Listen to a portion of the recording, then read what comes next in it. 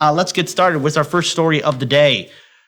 All right, we're going to start off on a high note and then end it on a low note because, as it turns out, in round 2 of Amazon versus Amazon Labor Union, the votes came up short.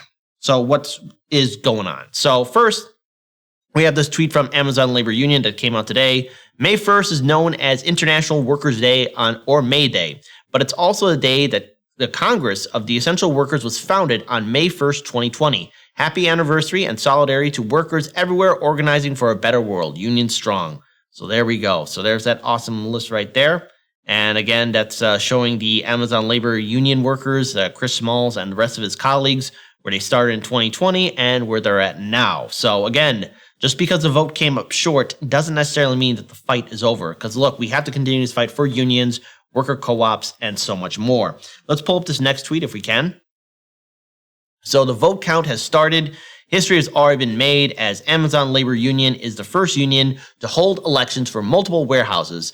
Workers at LDJ5 have the chance to become the first unionized Amazon sort center in the U.S. in U.S. history. Updates will follow. All power to the people. So there we go. Again, some good news right there, but let's read a little bit more into this.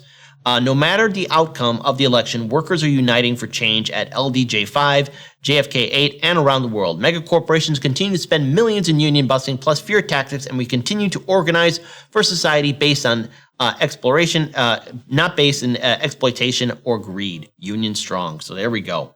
And one last tweet here I want to pull up here. The count has finished. The elections has concluded without the union being recognized at LDJ5. Sortation Center in Staten Island. The organization will continue at this facility and beyond. The fight has just begun. There we go. I want to pull up this next article here. Again, just want to go a little bit detail about what happened specifically, again, at this Amazon Labor Union Center. So let's go ahead and talk about it. So the fight has just begun, says Amazon Labor Union, after unionization effort fails. So Amazon's union busting tactics appeared successful on Monday after a tally by the National Labor Relations Board revealed workers failed to unionize at the second Amazon warehouse in New York City on Staten Island. The final tally of workers at LDJ5 warehouse was 380 in favor of the union to 618 against out of the 1,633 eligible workers. The loss came a month after workers at JFK8 warehouse in Staten Island made history by voting in favor of Amazon's first ever union in the United States, a result Amazon is trying to overturn. Now, let's actually have a little bit of a democracy in the chat if we can. A little democracy. I know, foreign concept. What is democracy?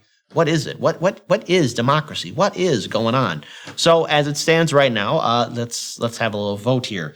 Type 1 if you think Amazon, the mega multi-billion-dollar corporation is going to, I guess, try to overturn it or investigate further into this second warehouse vote. Type 2 if you think they're just happy that their workers didn't vote for a union or that nothing probably, again, look. We got to call on the question about the integrity of that vote because this isn't the first. Because again, we've covered on the show a few times on how Amazon, as a corporation, would mess around with the votes, do their little twisty twist in regards to how many people would vote in favor of a union or not in favor of a union. Again, we've covered it on the show in the past. It's just I find it all very questionable. So there we go.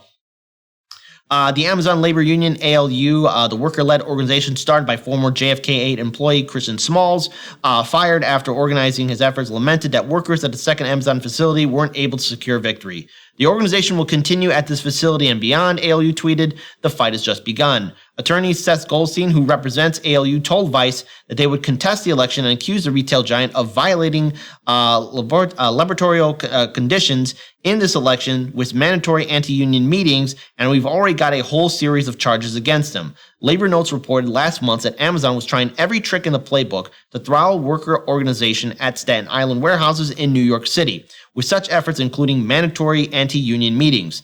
Ahead of the final tabulation, ALU pointed to a swelling labor movement. No matter the outcome of the election, the group tweeted, workers are united for change at LDJ5, JFK8, and around the world. Mega corporations continue to spend millions in union busting plus fear tactics, and we continue to organize for society not based on exploitation and greed. So there we go. Maurice Mitchell, National Director of Working Families Party, had a similar takeaway. Every movement will meet roadblocks, Mitchell said in a statement, but today's outcome doesn't change the simple fact that working people are taking on billionaires and big corporations, and they are winning.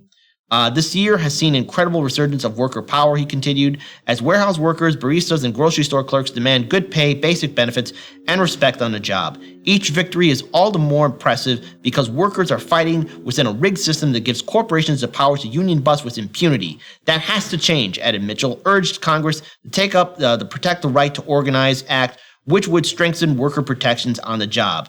But whether or not lawmakers take up the proposal, Mitchell said that workers will keep on fighting shop by shop and election by election until they win. So there. That's something I hope to see more of, more workers standing up, more people pushing back and fighting back.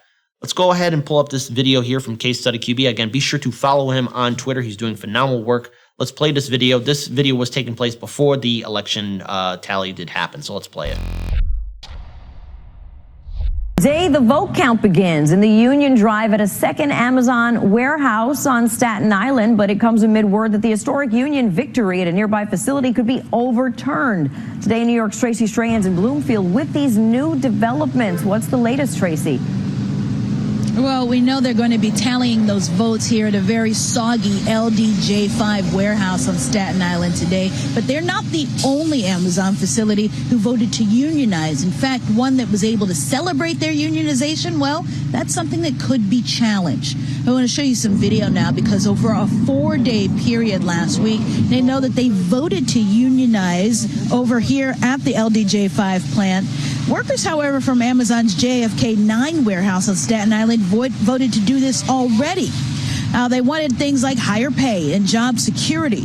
The National Labor Relations Board, however, has granted Amazon a hearing to challenge those results from March. The online retailer claims that labor organizers intimidated workers into voting in favor of the union. Spokesperson for Amazon says even though the voices of employees need to be heard, fewer than a third of workers at that site actually voted for the union. What's next is that a National Labor Relations Board hearing officer will end up recommending whether or not to uphold those results. Both parties can start presenting their testimony on May 23rd. As they bring you back live, we know that still is a whole process that could take several weeks. That vote count here, however, is going to be announced at 1 o'clock this afternoon. We're live on Staten Island this morning. Tracy Strahan, Today in New York. Darlene, we'll send it back to you. All right. Thanks so much, Tracy. All right. So we know what the result was. That facility, the voters, or the workers voted to not join the union. So again, I have to call into question the integrity of, again, that voting process. We've covered before in numerous other states that did try that form a union in their own Amazon facility, where, again, Amazon as a corporation was messing around with the tally of the votes. Now, again, let's look at the previous victory that happened on April 1st and notice how Amazon reacted to that major win by the workers, especially from the Amazon labor union movement. They're scared, and they know that they're going to try every trick in the book to try and disrupt the ALU. They're going to do Amazon, being the corporation that it is, wants to make sure that there are no unions at any other Amazon facility. But this fight isn't over. And look, I want to quote here with Roger Meadows here. We have to start looking at worker co-ops as well. We have to start looking at unions, but also as worker co-ops. For far too long, the working class all across this country has been screwed over. We saw in 2020 and in 2021 and in this year as well, in the great year of 2022, we're seeing corporations continue to earn huge amount of profits. But who's being left behind? It's the workers that are making those profits even happen in the first place. And as we have seen, look, there's evictions happening across the country. People are being kicked out of their homes and apartments. Small businesses are being shut down. People are in huge amounts of debt. It is a system that just cannot function anymore, and there has to be a breaking point where people have to step up. So I do want to end this story, at least on a high note. Again, shout out to Case Study QB for finding this video. It's a little bit hilarious because the anchor, the reporter, the pundit, speaking about unions, almost seems shocked that there are so many union movements taking place. Here, let's check it out in its full entirety. Let's play that video. in the United States is below 4%, near a record low, yet union organizing is coming back across the nation. Add this development to record supply chain problems, and the American economy may be more uneven than meets the eye. NBC Bay Area political analyst Larry Gersten is here. Hi, Larry. Good to see you this morning. If you can summarize what's going on. Good morning, Kira. You're right. The economy is a lot less even-keeled as we might think, especially here in the Bay Area and Silicon Valley. The fact is there have been some changes, and you put them together, and it's rather threatening for some in the workforce. The first is record corporate profits. Now, that's a good thing, of course. For some companies, the best profits ever. The second thing is this record high inflation we've got. It's the highest inflation in a couple of decades. That obviously has an impact on people. And the third thing is a record crop of young people ready to go out there and work in the economy. Young people between 18, let's say, and 35. And as they do this, they see that they just aren't making enough money to get by. You put those three things together, and what may work for some people is just not working for others. All important to us, of course, on this May Day when people celebrate what labor has done. So why unions? Off the top of my head, we've had news recently about an Amazon union, a Starbucks union. Is it because of the protections they provide? Pause it. You got it, Kira.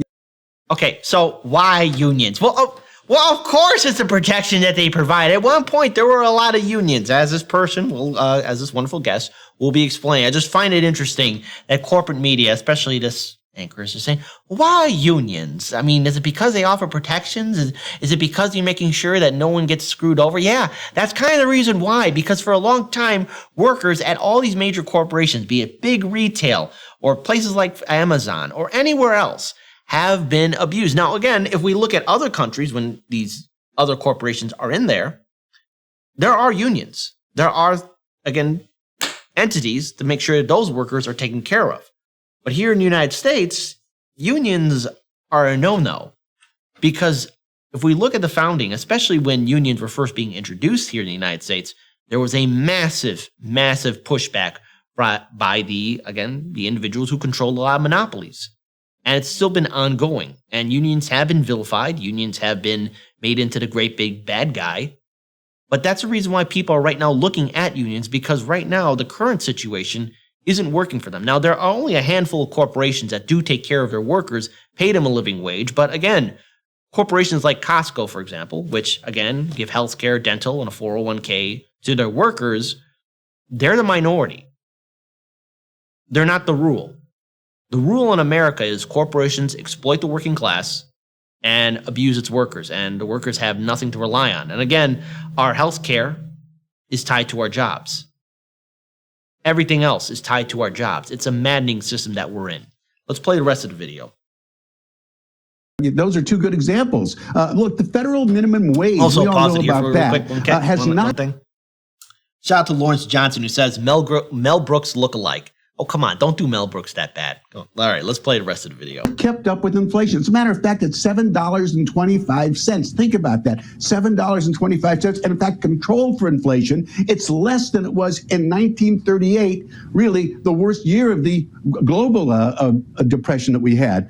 It's last raised in 2009. 20 states today, Kira, use that as the benchmark for paying their employees, $7.25. That's where they start, and they don't have to go any higher.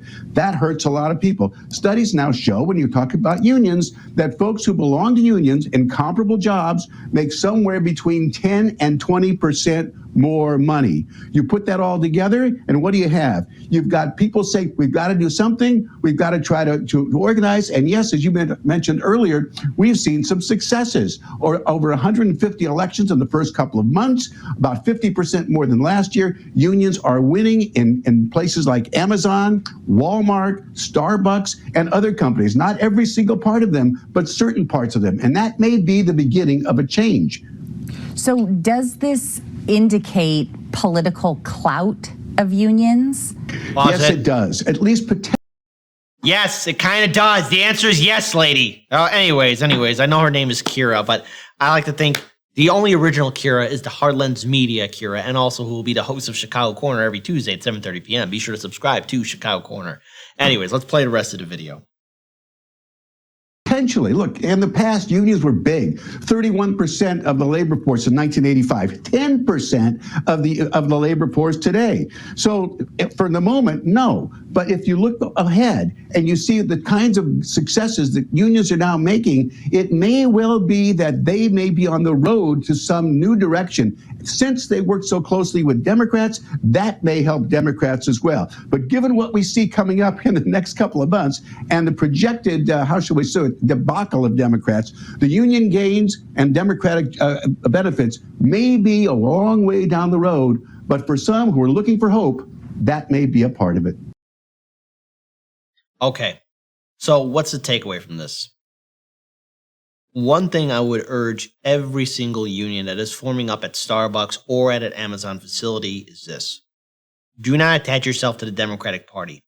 Do not add in these Democratic lawmakers. Now, I understand that before the vote took place at this recent facility, Bernie Sanders and AOC showed up.